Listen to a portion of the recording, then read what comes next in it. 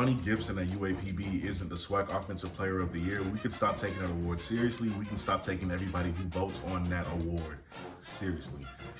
And here's the thing, I feel like I have to say this because you already snubbed Ladarius Owens last year when he clearly deserved to win that award. He was one of the top running backs, not only in the Swac, but in the nation.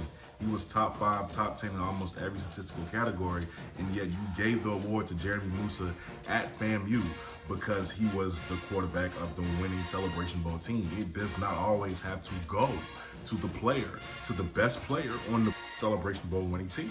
It really doesn't. It's the best team in your conference. The fact of the matter is that race should not have been close. Ladarius Owens deserved to run away with that award in the Swac, but you didn't do it for politics, all right? So now we have to have this conversation. JaVonnie Gibson, this race is even 2 hours later. More of a blowout than it was last year. Way more of a blowout than it was last year.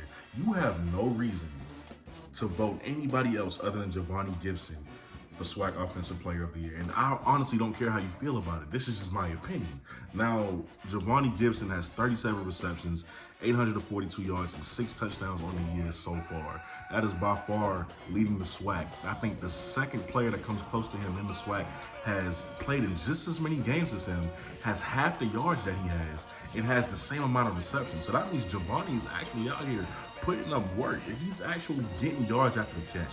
He's actually beating defenses over the top and making these big catches. JaVonnie is also averaging 120 yards a game, 120.3 yards per game to be exact. He is not only number 1 in the Swac in those categories, he is also number 1 in the FCS in receiving yards. He is the best wide receiver statistically in the country. There is no other person that you could justify giving this award to. He is also on pace to break 1,000 yards on the season.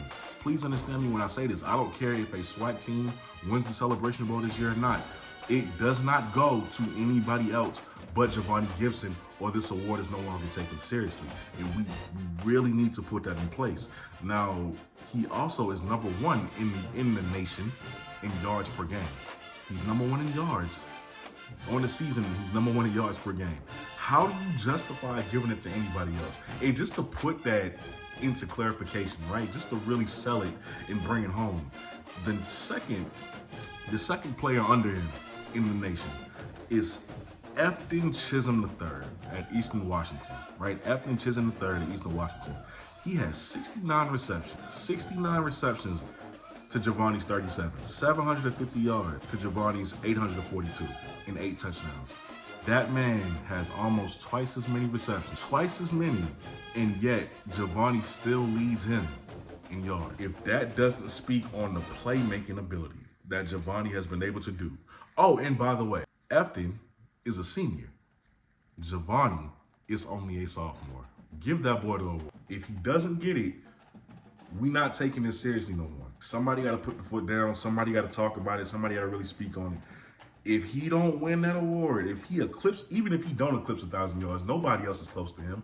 But if he does, even if he does, and y'all give that award to somebody else, if y'all give that award to somebody on a Celebration Bowl winning team, we gonna have a problem.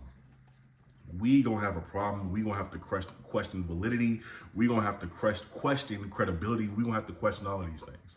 Because it'll be embarrassing at that point. That is a snub. Maybe you could have made an argument for Jeremy Musa, even though I wasn't hearing none of it. But maybe you could have made an argument for Jeremy Musa last year. You can't make an argument for why JaVonnie Gibson doesn't get the award. So let's have some decorum. All right, let's have some common sense when we voting on this award next year.